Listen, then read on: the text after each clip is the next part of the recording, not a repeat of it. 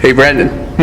So the word says that the Bible is our sword, right? So Yeah. tell me a little bit about it. So it's living. That's the first thing, right? We see that the word. This is the story of Christ. This is the story of redemption for mankind, from before Christ to when Christ was here, and what's going to happen when Christ returns.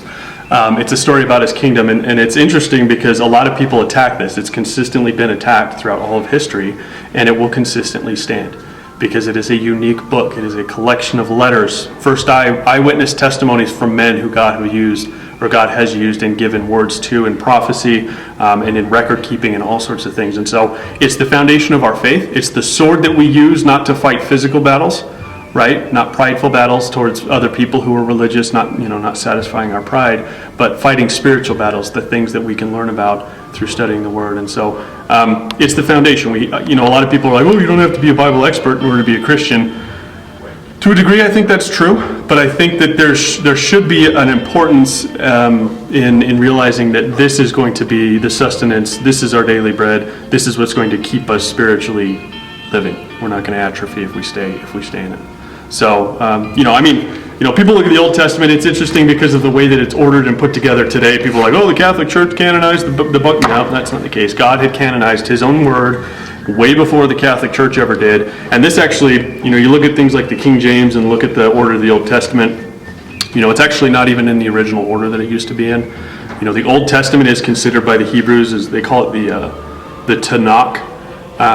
And that's important to understand because when we look at that, the Tanakh actually stands for the three sections. You have the first section is the Torah, then you have the Na, which is the Nevi'im, and then the Ak part would be the Ketuvim, and they actually have specific names. The Torah, which would be the writings that were given to Moses, and then you have the prophets, and then you have the later writings, and they're actually in a different order.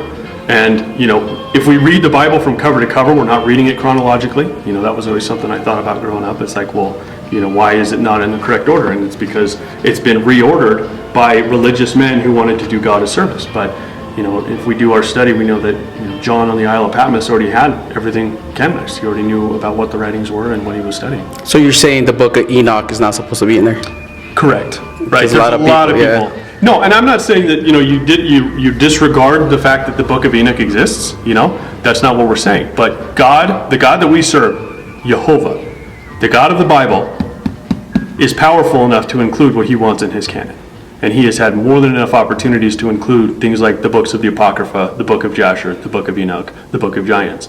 The fact that those are not in there means that those are not something that we should hold in regard as high as the inspired written word is. Right? You want to use it as a historical context for something? Great. But when it starts to influence your understanding of what's in the Bible, then it's an issue because God didn't include it in His canon. Okay, so my last two questions. The first one is, for a new Christian, where will you have them start reading the Bible? Will you start them at Genesis or the New Testament? Where? No, I would start in the Gospels. There's no point in getting into the college level difficulty of the spiritual meat of the Word if you can't understand what the basics are. So the first is to know Jesus and to understand who He is and develop, that relationship with Him. And then you start to look at the writings of James and some of the earlier writings of Paul and some of the things that he is writing to help build the foundation. You look to Peter. Peter's a great place to start. 2 Peter gives us the exact formula on how to grow as a Christian at the beginning of his book, or at the beginning of his letter in 2 Peter.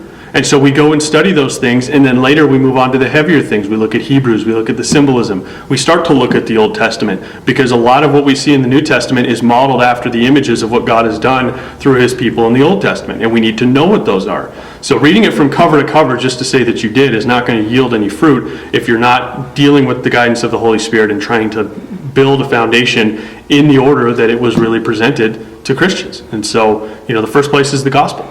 Always going to be the gospel, and you can never visit that too much because it's your relationship with Christ that will yield that spiritual fruit. Well, that answered my second question. My second question was, I read the Bible, complete Bible, over 10 times already. Should I stop? But yeah. No. There is never a point in time where you are an expert in the Bible well enough where you can stop reading it, because the nice thing about the Holy Spirit is He's authored it, and there are levels, right? A lot of people want to compare it to like maybe an onion or something simple to understand, but you can go and read something, and then you can read it again later when you're going through a trial or a season, and God can illustrate something else that He wants you to see in that exact place that you never saw before. Yeah, that happened to me. All right. It happens all the time. So.